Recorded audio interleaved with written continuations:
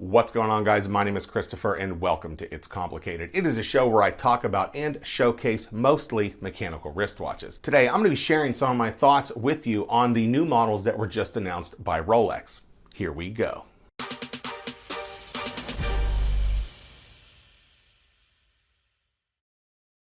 So a few days ago, Rolex announced their new models. I know a lot of you guys were probably expecting this video earlier, but I was having a wonderful vacation on the beach. However, I did want to share my thoughts with you guys on these new models. Now, Rolex definitely made some changes that a lot of us saw coming, and we're going to talk about that. But the first thing I want to mention is they did discontinue the Hulk. And let me tell you guys something. If you have one of those Rolex Hulks, you are a big winner because those things are selling for as much as $19,000. Wow. I was never a fan of them 6-digit subs. I always thought those lugs were just too chunky, but man, I might have been in the minority there because those Hulks are just selling for crazy right now. It's wild. Rolex announced some changes to the Submariner and Submariner Date as well.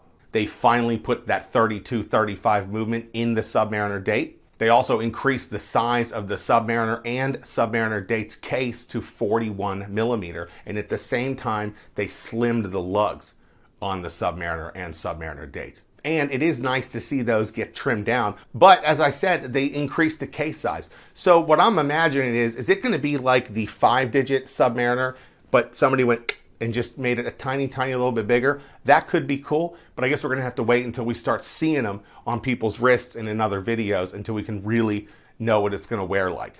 Another thing they did with the Submariners is they broadened the bracelet, and that's cool, especially for the two-tone. You're going to get a little more precious metal on your watch. It looks like now, instead of the Hulk, we got a new Kermit with that black dial and the green bezel insert. Rolex also discontinued the Smurf, and now what we have is a Submariner Date in white gold with that blue bezel insert, but it gets the black dial. So what are we going to call this one? I had a friend of mine suggest, since we already have a Batman, we call this one the Nightwing, which I think is a pretty cool name. The other color options of the Submariner Dates pretty much stay the same. But again, they all increase to 41 mil and they get the thinner lugs. Another change to the Submariner No Date is it gets a new movement. And that movement now has a 70-hour power reserve. Rolex also announces an Oyster Perpetual that's now 41 millimeter. Be interesting to see what that's going to wear like. And they add a bunch of different color varieties to that Oyster Perpetual 36 millimeter.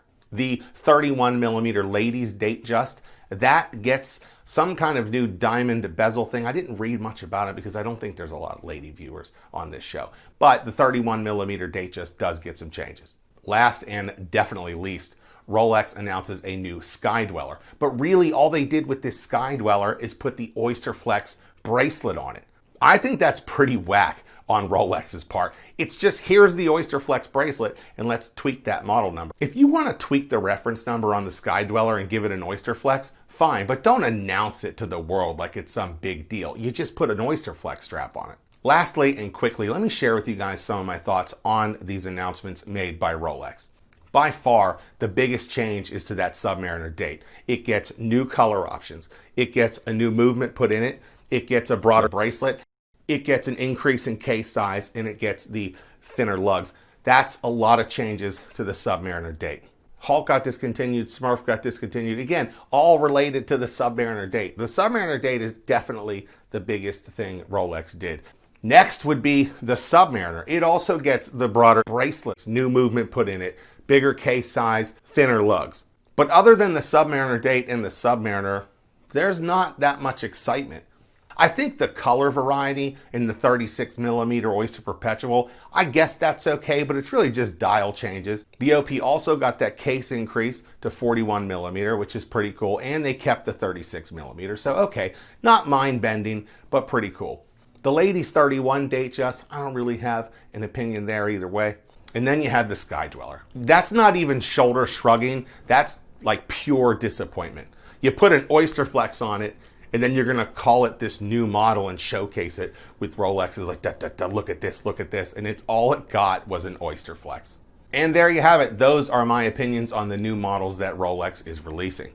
So that wraps it up for It's Complicated. Don't forget to subscribe to the show, like this video, share it with your friends, and I'll see you next time on another episode of It's Complicated.